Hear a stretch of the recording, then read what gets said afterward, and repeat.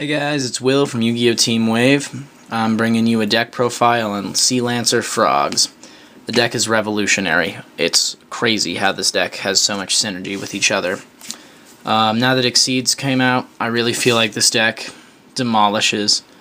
It's very consistent. It's like the biggest toolbox in your graveyard. It just regenerates. I'll explain some of the stuff. So here we go. Main card of the deck is Swap Frog. It has 3 effects. When it's summoned, you can send a level 2 or lower aqua water type from your side of the field or deck to the grave. This can be used, this basically is a foolish burial for all your frogs, every time you summon it. So you summon it, you send Treeborn, you send Rodent Totem, you send Poison Draw, whatever you need. It can also be special summoned by discarding a water monster. And it can return itself or any other monster to the hand to have an extra normal summon for another frog, except for Swap Frog.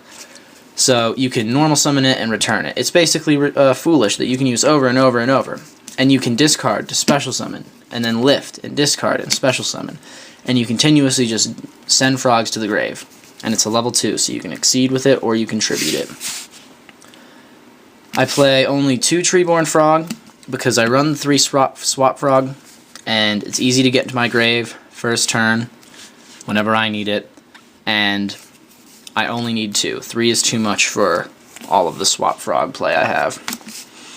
My personal favorite card of the deck is Rodent Totem. You have to play 3.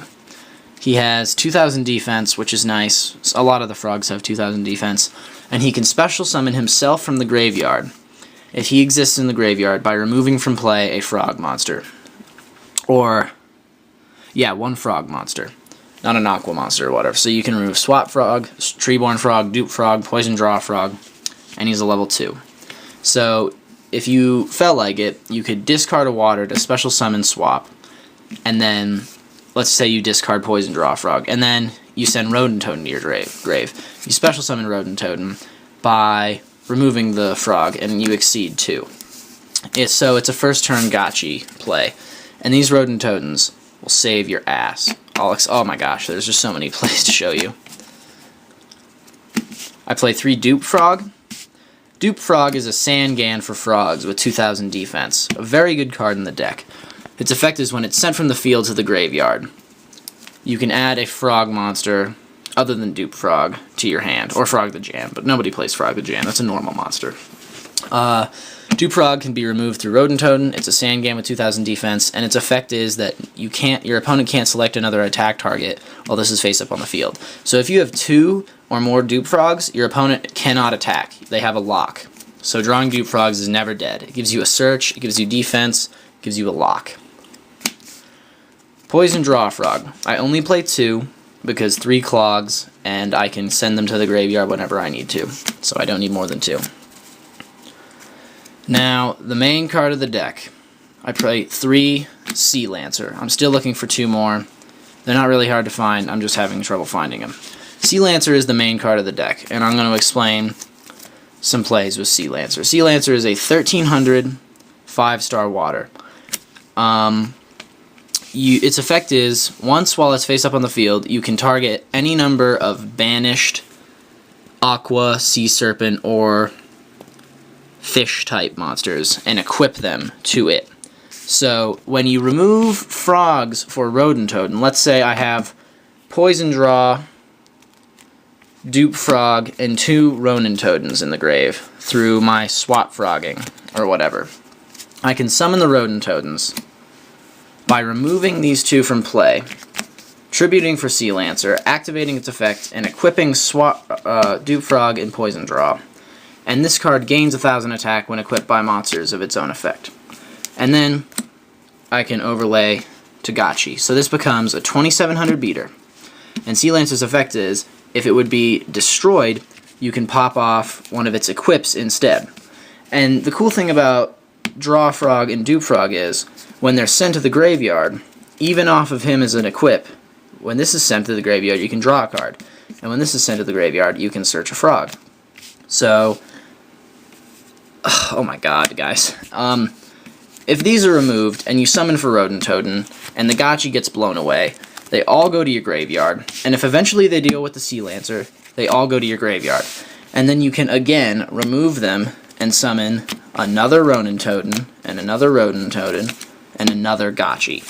So between the Sea Lancers and all the frogs and the Ronin Totems, you can recycle the banished engraved frogs over and over, and continue to draw, and continue to search, and continue to have a beater that stays alive, and continue to make level 2 exceeds. It's super good. Like, beyond good. I play 3 Mother Grizzly, and this is the other card that I need to get for the deck. I just need one more Mother Grizzly. And it's really great because you just set it, or you can start attacking with it or whatever. And it can summon one of the Sea Lancers. It can summon any other water monster in the deck, including itself, from its own effect. Now, the deck generates so many tributes, and to play 3 Light and Darkness Dragon is a must. This is my favorite card in the deck. I have, oh my gosh, I have Treeborn Frog coming back every turn if it's in the grave. I can special summon Swap Frog. I can special summon Rodent Tonids. I can enemy controller your monsters with a Treeborn Frog and still have a tribute. Light and Darkness Dragon comes out like cake, and its effect is killer. I'm not going to explain Light and Darkness Dragon right now, but I think it's one of the best cards of this format. And playing 3 in this deck makes it a deadly deck. I play 3 Veiler. I could cut it down to 2 and like 2 Chalice, because Chalice I think is good in this format too, but 3 Veiler. And another thing is, this deck does not run traps. It just runs monsters and spells. 2 Tragodias and a Gors. And that's the monsters. 28 monsters. As for the spells, it's just staples. Monsterborn, Darkhold, Heavy Storm. And I main 2 MSTs.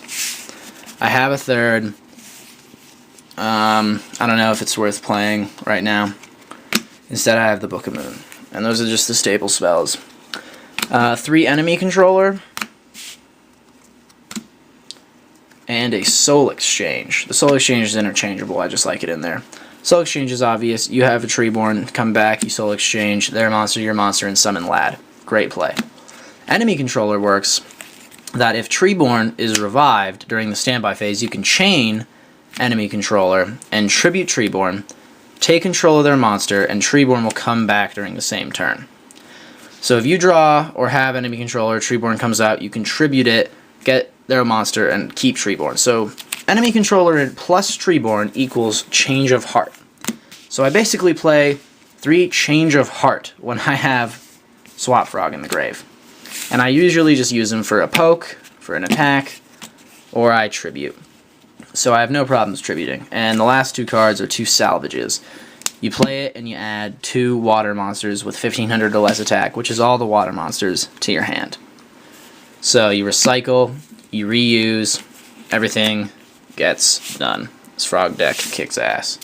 As for the extra deck, the only cards that you really need to play in the extra deck, 3 Gotchi, without a doubt. And I play, right now, 2 Dark Mist. I would recommend putting in a third, because there are going to be games where you could go to 3 Dark Mist. Now, Gotchi is self-explanatory, but when you can go to triple Gotchi, like, seriously, ugh, it's just devastating for your opponent. But the Dark Mist is something I want to talk about. If you have 3 Ronin in your grave, it's really easy to remove 3 waters and go to Dark Mist. And Dark Mist is a broken card. It can use its effect 3 times to attack over any monster. Their monster's attack is halved, and you gain half of its attack permanently. So if you battle a Blue Eyes, Dark Mist will kill it, you detach one, and this gains 1500 attack, and Blue Eyes goes down to 15. So they take 100, but this card stays at 1600 attack. And then the next time you can activate its effect and gain more attack. So for 3 times it gains attack. You can get it up to be guaranteed like a 3000 beater, 4000 beater every time.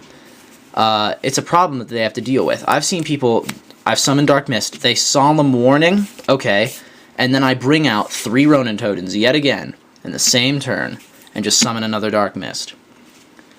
That is the power of this deck. You can just recycle all your stuff and summon over and over again. For tributes, for exceeds, for anything you need. And I don't play any level 3s or level 4s. But I can go to these cards through Tragodia and enemy controllers. So it's nice just to have the extra deck formula because I play Treeborns and Effect Veiler. And then just like staple synchros. Because the extra deck has a bunch of room, and you don't necessarily have to run anything. I just recommend the level 2 exceeds. Is basically all you need. But that is the frog deck, everybody. You can try it out. I'd recommend siding crows, swap them out for veilers. I would maybe 2 crows and 2 chalices. Chalice is really good this format. I think it's more versatile than veiler. And chalice negates no matter where the card is, like it can negate Sangam.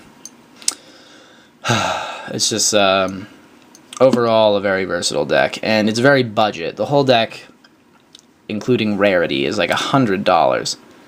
And if you went just commons, the deck's probably like $50. It's a budget destroyer. So keep it in mind, test it on Dueling Network, and peace, YouTube.